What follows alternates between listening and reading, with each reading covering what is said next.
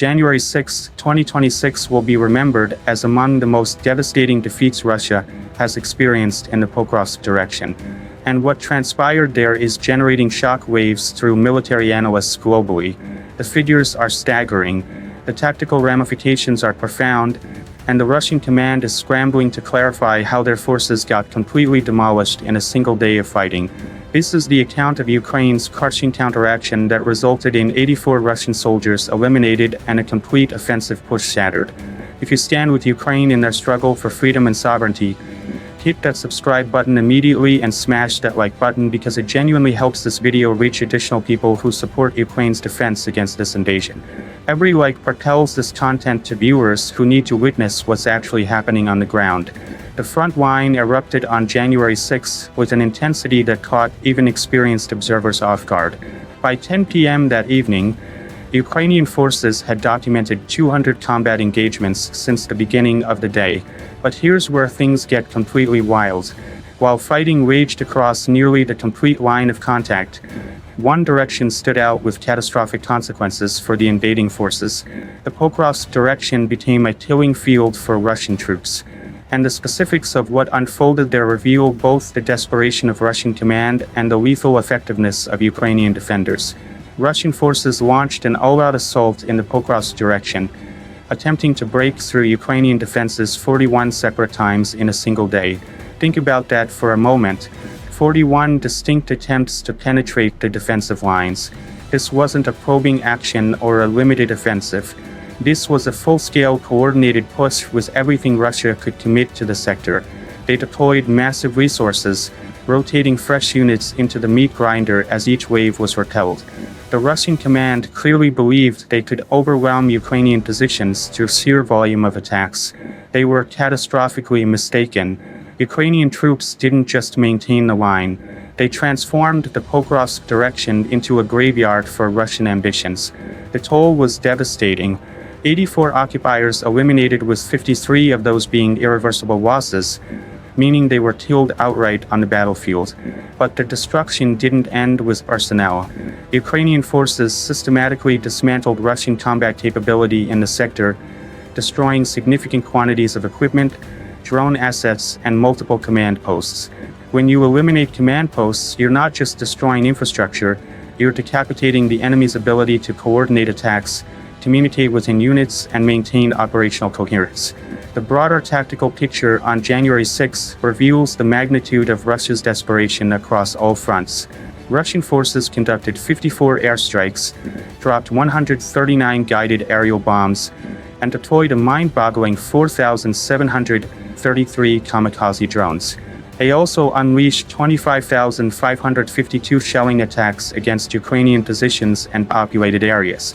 This level of expenditure in a single day demonstrates Russia's willingness to burn through resources at an unsustainable rate. But despite this enormous firepower advantage and the ability to strike from the air with relative impunity in some areas, they still couldn't accomplish their objectives in Pokrovsk. The fighting wasn't confined to Pokrovsk either. The South Slobozansky direction saw Ukrainian forces repel 11 attacks near Vovchansk and Pryshyb. The Konstantinivka direction recorded 16 separate Russian attacks, with the enemy concentrating efforts across multiple sectors. Intense fighting continued in the Oleksandrivka and Zhuliapol directions, where dozens more attacks were thrown back. What this reveals is a Russian strategy of simultaneous pressure across the entire front, hoping to find a weak point, any crack in the Ukrainian lines they could exploit. The Pokrovsk direction was clearly prioritized as a breakthrough point, which makes the magnitude of their failure there even more significant. The cumulative losses paint an even grimmer picture for Russian forces.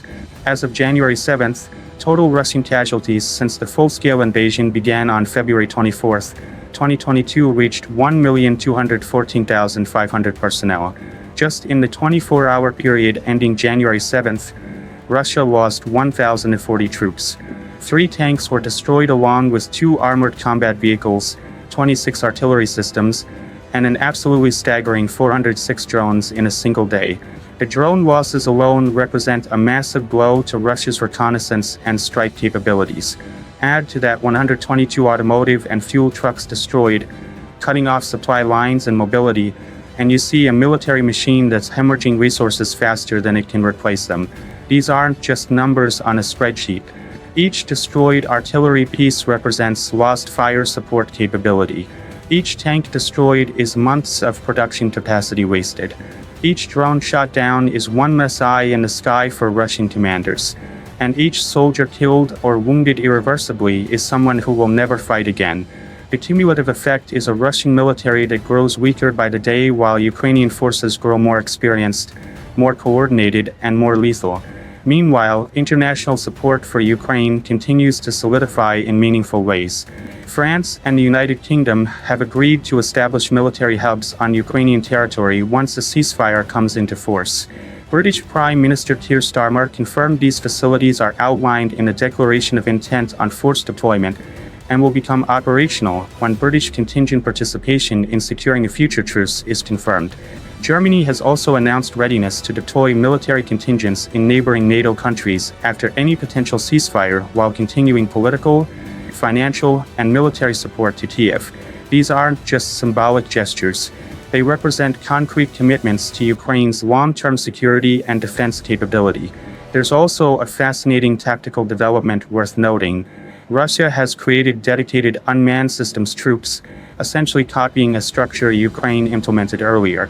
Commander Alexander Syrsky reported that Ukrainian military intelligence has detailed information on the current size of these units and their expansion plans. This represents Russia's tacit admission that Ukraine's organizational innovations in drone warfare have been devastatingly effective, forcing them to play catch-up in their own doctrine. The victory in Pokrovsk on January 6th isn't just about one day's fighting.